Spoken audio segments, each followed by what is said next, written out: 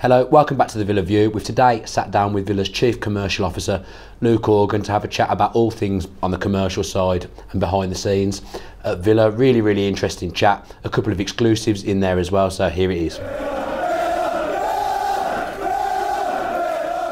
Luke, thanks very much for speaking to the Villa View today. We all really appreciate, and hopefully we'll be able to show the fans some stuff that they didn't know before today. Without this sounding too much like a job interview, just for people that don't know you, what's your experience before you came to Villa? What kind of organisations have you worked at, and how have you ended up at Villa Park? So I started off working for a private equity company owned by Sir John Beckwith, and he invested in a number of leisure, media and sports companies. He owned a couple of big sports agencies that are now listed, and as part of that employment he sent me to China to look after their sports agency in Shanghai, where I worked in that agency for 2 years, and I was responsible for helping lead the family, so the Beckwith family, in the sale of that agency. A couple of years later we worked with the likes of Manchester United, New Balance, the Women's Tennis Association, and that was really what then led to my next job at the WTA as Director of Sales and Marketing across Asia Pacific. So looking after the 16 tournaments and all of the player commercial activities across the region and our marketing programs, before joining Formula One again in another commercial capacity at Lotus F1 team, where we rebuilt the commercial portfolio of partners, and then most latterly joining then Wasps Rugby and overseeing the move, or working with the management team to drive the move from London to the Ricoh Arena. And now Wasps is largely regarded as the club with the highest turnover of any rugby club in the world. So then now at Villa.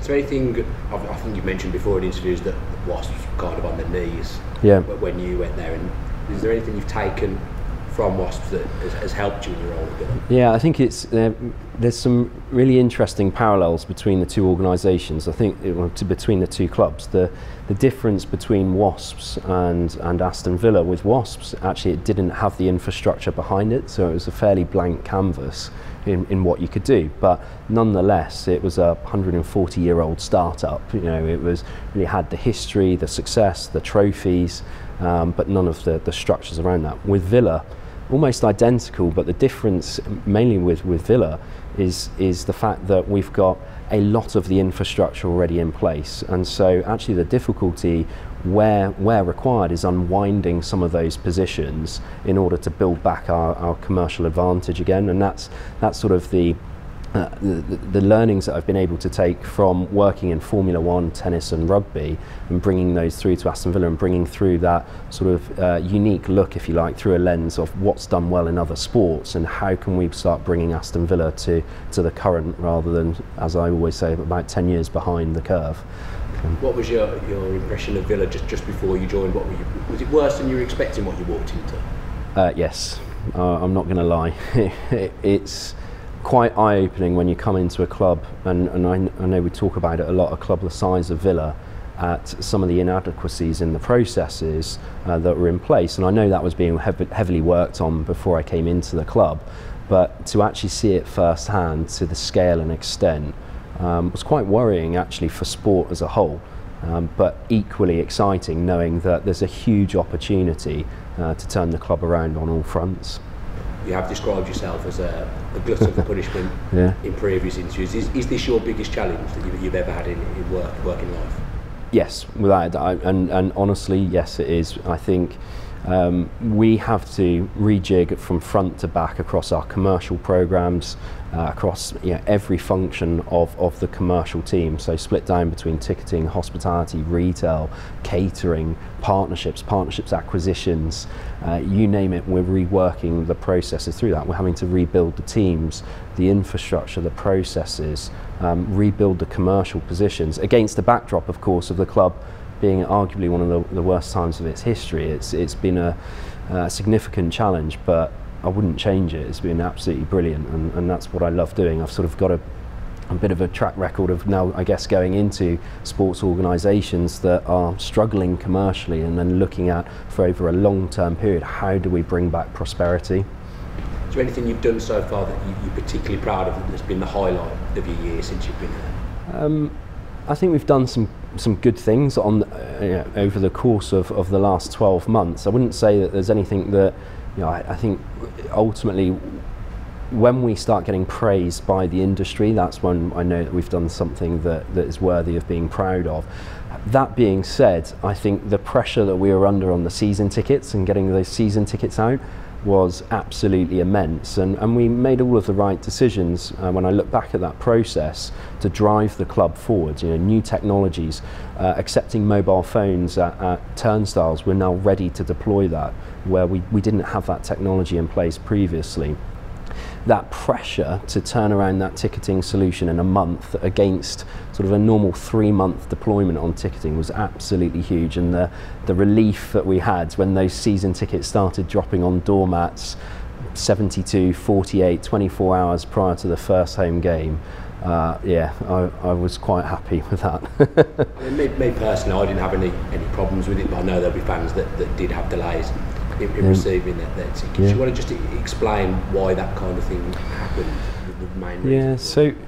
So obviously we had an incumbent ticketing provider within the club, and we took a decision to remove that ticketing provider from the club operations, and the main reason being is that we were overpaying for that service to a significant 6-figure sum. So we took that decision, which then ensued a course of commercial negotiations with that entity, and we also then had to bring in another entity behind that in order to replace them. So we enabled ourselves to get out of that contract and bring in SeatGeek or Toptics as they're known in the UK, but we only had a month to deploy their technology and get them set up, get the systems infrastructure set up, get the team trained on that, and the team training alone takes a week for all of our ticketing team, so it's a significant undertaking in that aspect alone. But in deploying that, we were very, very late, and so we then have a knock-on effect in terms of how quickly we can get season tickets out. But we did it for the right reasons, because in moving to Toptics, we were able to take away things like booking fees. So we've saved fans nearly £30,000 plus of booking fees alone from removing Ticketmaster. We've been able to do print at home solutions. We're now able to do the mobile ticketing. We've seen mobile ticketing grow exponentially in 4 months. And that's really setting us up for how we go forward as a club. Then, over the top of that, we decided, well, let's start trying to do some firsts now. Let's start bringing Aston Villa back to the forefront of technology and integrate this payment piece within the card. No other club, no other sporting entity in the world has done this. We've now deployed it, it's taken its time. We are the guinea pig on the wheel that's running and trying to work out how do we get the whole piece integrated with our access control. We've got no one that we can look at, no one that we can ask for help. And the team, and I'm very proud of what the team have done internally, they've worked exceptionally hard to get that up and running, which now means we can interlink our ticketing to our rewards program. Everything's interlinked within your fan ID, within your account. So rather than having separate pots, if you like, that you have to access as a fan, everything should be brought together in one environment. And we start rewarding in a more meaningful manner, because not everyone wants cash to redeem at the store.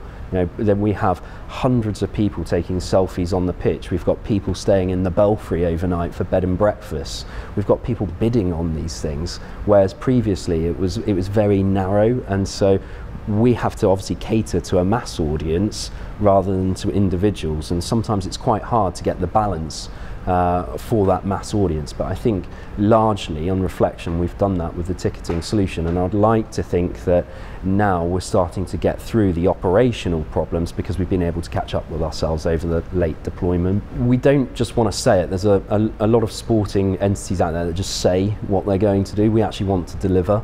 And so what you'll find hopefully is that we'll sit behind the scenes and we'll work extremely hard in order to move the club forward. We're going on a data-led, information first and test and learn basis. If it doesn't work, I'm quite happy with that, as long as it doesn't cause major ruptions. But if we never test, we never learn, we never move forward as a club. And I want to make sure that sort of, from 2006 we've stood still, that we now start picking up, and we have other clubs asking us how we're doing it. So we've had the San Francisco 49ers, and if you've seen the Levi's Stadium, it's incredible. They've actually come to us and asked us how we've integrated the payment technology into our cards, how we're deploying that. We've had the Washington Nationals come to us. You know, these are big American sporting establishments, really clever, and they're coming to Aston Villa to say, how are you doing that? And so we'll start seeing, I expect now, the market will start copying our programs. We'll start seeing other football clubs announcing similar programs and claiming it as first. But it's been done here at Aston Villa, and they're using Aston Villa as the benchmark. That's great. That's where we want to be, and we want to be moving with the age, because so many people now are using mobile phones. We've seen the number of tickets booked over mobile increase by nearly 30% in 4 months. But that's because we've been able to do that through the switch of the ticketing technology partner. That's the core of it. You know, we've got to drive that piece forward. So to me, that's really good, and personally I've had some good experiences on the Pride Rewards. Quite often go to the Midday event in the corner flag, and I think supporters are starting to feel valued again. Are you getting that impression as well, that fans are actually starting to feel valued by the club? Yeah, I would like to hope so. You know, we've seen a lot of complaints come off. We monitor social media, so we know at any point in time. You know, I know that in the last few days how many people were talking about season tickets, and we can associate negativity with their sentiment on social media. So we're not deaf to what's going on around us. But you know, we're running, you pick up on the Corner Club activity, we're looking at our at-risk fan base and saying, look, come down, let's give you a cuddle again, let's start introducing the love back to Villa. So we're doing, you know, 100, 150 people every match day in that suite who we think haven't attended enough games, and we're doing personal interactions with those folks, giving them, you know, a bit of food and a bit of love to say, come back to Villa, come and support this club and make this club great again with us. And I would hope to think that that's beginning to transfer through the fan base. You mentioned that the card's ever evolving. Is there anything coming up that we might not know about? Yeah, so again, as I said, because we're first to, we've been doing a lot of testing around the payment integration. I'm now happy to say that we've run enough tests now to know we went on a soft launch and we had the confidence behind the product, and it worked extremely well. So now we're starting to select high street retailers or pub chains, and as an example now we're looking to work with Green King, our L partner, in activating a number of their pubs, their key pubs around Birmingham, where hopefully fans will be able to then go and use their Villa season card to buy pints within those pubs. They'll get rewards credited back to their Pride Rewards account, and also we'll hope that Green King will also come to the party and help drive maybe the buy 9 pints get 10 pints free. That's the hope at the moment. We haven't got it, but what we'll start seeing is a much broader integration of affiliates, so that you can go and shop at Tesco's, or you can go and shop at or you can go and buy a coffee at your favourite coffee house with your Villa card, and ultimately that card will hopefully replace the bank card, all the time generating the points to enable you to engage back with Aston Villa. So we sat in the Heineken Lounge, a place where I've spent a bit of time this season. It's really good venue, for want of a better word. How pleased are you with the diversity that there is around Villa Park now for packages and stuff like that? Well, look, when we sort of started looking at our hospitality offering, quite frankly, it was fairly weak. We didn't know our cost base to deliver a hospitality package. We didn't know our margin.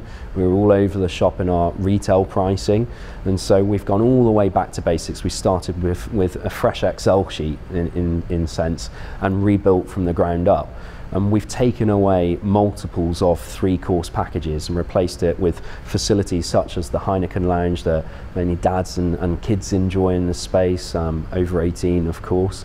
But we've started to bring in a multitude of product across the spectrum to cater for top-end dining all the way down to entry point, although we're still looking at developing out further entry points within that. And we're also looking at what we can do with the Holt pub. You know, we have one of the most unique venues in football sat on our doorstep, and we don't use it properly. It's not used properly. So what can we do to breathe some fresh life into that and turn it back to what it was, a pub? Let's not forget its roots and its heritage, and then how can we build up the excitement around that offering? You were involved in Unibet becoming the club's front of shirt sponsor. How impressed have you been with them this season? Well, there was a big team effort behind bringing Unibet on board, and it would be remiss of me not to say how impressed I was with the team who went about securing Unibet to the club.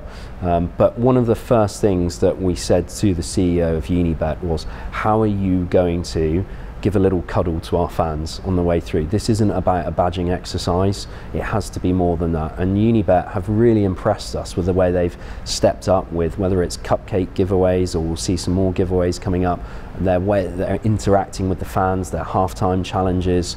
That's exactly what a partner should be to us, and we really look at those guys as something set the benchmark, I think, for the partnerships that Villa's seen for a fair while. We're excited to see what the rest of the season will bring. Yeah, they're the best sponsors we've had, bar none. I know that fans have had some really, really good experiences. Great, that's excellent to hear. Yeah. I know you might not be able to talk about this, but are you looking to extend that relationship? Yeah, well, look, we always look at where we are in a commercial position overall. So ultimately, it's a relationship that we see absolute positives from. We'd like to think the partner is seeing the positives. The team are working hard behind the scenes to track that positivity and make sure that we're delivering value for Unibet as well against their objectives. And let's see what the future holds. One slight negative of bugbear that we always get asked about is the Wi-Fi around the stadium. Is there anything being done to get some Wi-Fi, basically? Well, look, Wi-Fi is a tough one. I've actually deployed and was responsible for the Wi-Fi deployment at the Ricoh Arena with Ericsson.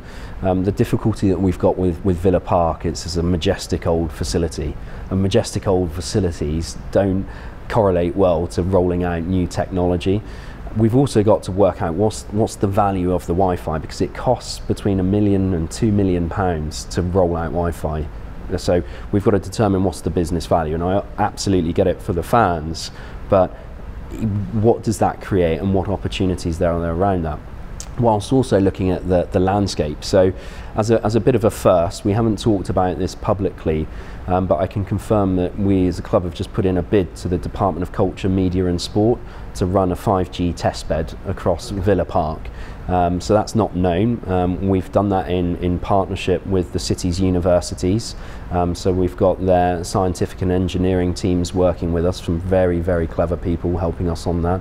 And we'll be looking to work with a leading technology company as well. So watch this space. But certainly within the hospitality suites, we now have functioning Wi-Fi, and it is a big project. It took a year and 6 months at the Ricoh Arena just to get a contract agreed. So it's not a short-term piece, but we're looking at some really cool stuff that, again, I hope pushes the club forward and sets us as the benchmark for other clubs to look at. It's not really specific to your role, but what have you made of Villa on the pitch this season? Look, whichever sports team I hate watching, because it means so much to us on the commercial side. I think there's, what's happening, we've come in and we've addressed the basics. We're leaking goals, shore up the defence. Okay, now how do we start winning games? And that's what I see, that's the sensible approach to take, is address our weakest areas and then move forward from that. And again, it does have strong correlation to how we perform on the commercial activities, but ultimately my focus is on the commercial side. I'm sat there saying, well, let's try and be results agnostic, because if we do well commercially, aside from results, then when the results start coming, then we start performing and we start exceeding expectation on the commercial side.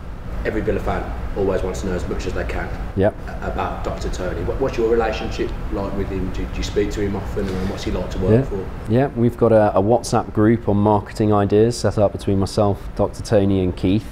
But I've found Dr. Tony every time that he's been here in the country, or even on conference calls. We've had 2 conference calls in the last 2 weeks with Dr. Tony. Every time he's pushed us.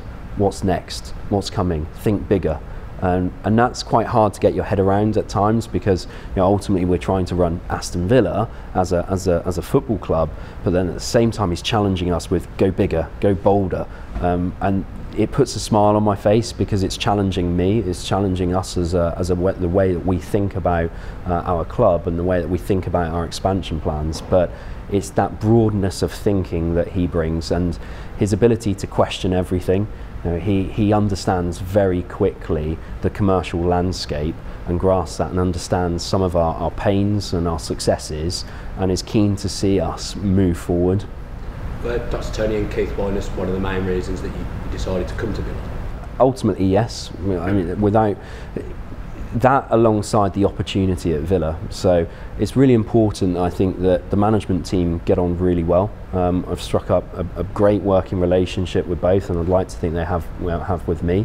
You know, we ultimately have to work together then to uncover the opportunities that Villa has, and that's exactly what we're trying to do. We're trying to make sensible business decisions for the club in the best interests of the club to move it forward. We've set about a short-term plan, and the short-term plan is just addressing the basics. You know, all of this talk of global media marketing opportunity, let's focus back down on our core route here in Birmingham. We've set about 3 key objectives: increase profitability, increase our margin, and increase stakeholder engagement. And I know sometimes the word stakeholder is disliked, but that stakeholder can mean anything from the fan, the commercial partners, our staff, our team members, and further. So under each of those, then our heads of department in the commercial team are set objectives against each of those 3 pillars, as I call them. From a longer term perspective, I want to try and create a unique selling point for Aston Villa. You know, when we look across clubs sell the same inventory, LEDs, pages in programs, hospitality, but I want us to take more of a marketing stance around the way we execute ourselves in the marketplace. So my absolute aim for this club is to be fully focused on data and using data to make meaningful management decisions, to be able to engage our partners, our fans. What do fans like, what don't they like, what products should we be selling in the kiosks or not, before we engage in making any decision going forward. We've got to know our product, and we can only know that if we've got the data, and so we've got to bring data at the heart of the organisation. And I think we're working on some exciting business plans around data and how we can take this club forward and commercialise it itself outside of the sort of the core expectancies that you'd see from a football club. I don't know how many supporters you speak to, probably yeah. Quite a lot. What have you made of the Villa fan base in general? Passionate, determined. They want to see the club succeed.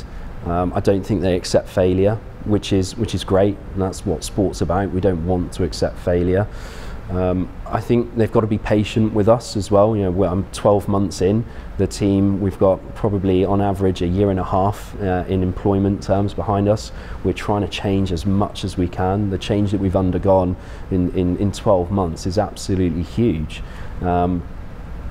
I've been in the whole ends. I'm in very recent times. I've been at a couple of games, experiencing what's going on in the whole. I sit there as a sort of a secret shopper, if you like. So I get their gripes. I'm not deaf to that. And we've got to work hard to change that. And they've got absolutely every right to moan in certain respects of the club, because it's not good enough. And that's our job. We've got to push that forward and improve that.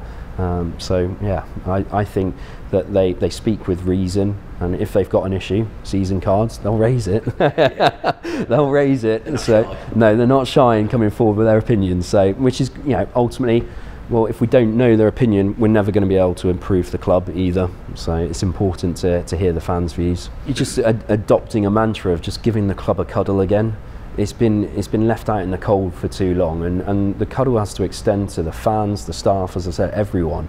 We've got to work out, you know, we started doing the beer at the last game. I know the mechanism was ugly, but now we can start looking at uploading the free beer to the cards. Yeah. You can start seeing how everything starts joining together, and we create a better experience for the fans. You know, we've got the season ticket holder event in the lounge. We're doing a lot of freebies with the partners as well. So we're trying to make sure we're putting the fans back at the heart of the club, and we're focusing on Birmingham first. Focus on our territory, and then we can go bigger and better. Talking of territory, obviously we're sat in Villa Park. I don't know how involved you are, how much you can actually tell us. The stadium redevelopment's obviously something that the Villa fans want to hear about. Can you just give us a little insight into those plans, a little tease? I can give you a tease. Yeah. I can't go into too much detail, but you know, ultimately, again, it's got to be around sense and sensibility. So anything that we look at planning is with that in very much at the forefront of the mind. Also, I think Keith and I in particular, as well as Dr. Tony, we're very, very sensitive to the heritage and the feel of Villa Park. So we don't want to do anything to damage that and turn this into a shiny box. So fans should not be at fear that we're going to knock down the stadium. That's simply not going to happen. But the developments are at a scale that I struggle to comprehend, to be quite honest with you. They're wide-ranging. We've got a lot of mixed use within those developments, and we're working through those with the council and with the various partners. And when hopefully we can talk about it publicly, I think the fans will be in awe. Something that got a little bit leaked a month ago was the third shirt, yeah, the white shirt. Can you just explain that to us? So within the regulations of football, if we choose 2 dark strips, we are forced to make a light strip. In the instance where, and it's solely the referee's decision, the referee deems that he can't tell the difference between the kits. So because we've got a black and a claret kit, we were forced by the regulations of the game to have a light kit. So we had this third kit in our back pocket should the referee decide that he couldn't make a decision between the teams on the pitch. So we have that white kit there to be used. It wasn't planned for retail. And equally, I think this is an important note. I'm sensitive to this whole 3 kit piece within football, and are we taking advantage of fans? So the juxtaposition of this is that the fans were screaming for that white kit, but on the other side, I'm also conscious that if we release 3 kits, we're also seen as being over commercial. Yeah. So it's a difficult balance to strike. I think what's exciting to us is people saw the white kit and fell in love with that. So watch this space around what's coming. Okay. I think that's the problem. I think it was too nice. Yeah. Could have done with making a nasty third shirt that no one wanted. We'll take design hints from that one for the next slide. Really went down well. So when I was a kid, Villa were obviously riding high in the Premier League. They were winning more often than not, and it was easy to get enthusiastic, and it made you want to come down. One of my worries is that kids now, so many options of teams to support. The friends might not necessarily support Villa like mine did. When I was a kid, do you think e-gaming is something that kids are very interested in, that could be used to bring kids into Villa Park somehow? Yeah, and that's the link that we've got to try and convince with esports. So yeah, without a shadow of a doubt, all football clubs and even rugby clubs as well, most team sports are actually getting older and older by demographic. We're losing the youth and the fan support from that sort of young age. So we've got to work even harder to make sure we bring that young fan set in. So we've started seeing the introduction of the Kids for Quid, which we've got for Sheffield United on the 23rd of December. We have to start interlinking all of these programs and bringing folks in, and we've started playing with those bits and pieces. It's why we're pushing on the content so hard to engage different audiences. This isn't necessarily always about reproducing the same football content for our hardcore football fan. We've got to produce a range of content to engage kids, male, female, different countries of origin, whatever it might be. We've got to think about how we bring those people into Villa Park, and that's something we've got to focus on. So and we've got to work hard in that space to make sure we're bringing and we're engaging with schools. The foundation work that's being done is really impressive now. Guy Rippon, the head of our foundation efforts, is doing some really great work within Birmingham, and I think we can feel the stamp of Aston Villa coming back into the schools programs as well. So we'll start hopefully seeing the benefit of that activity and getting kids in. But again, it's why we do mobile ticketing. It's why we do all of this. Kids don't use laptops and desktops anymore. It's all over the phone or iPad. We've got to be in that space. We've got to be able to engage there to be able to bring them to Villa.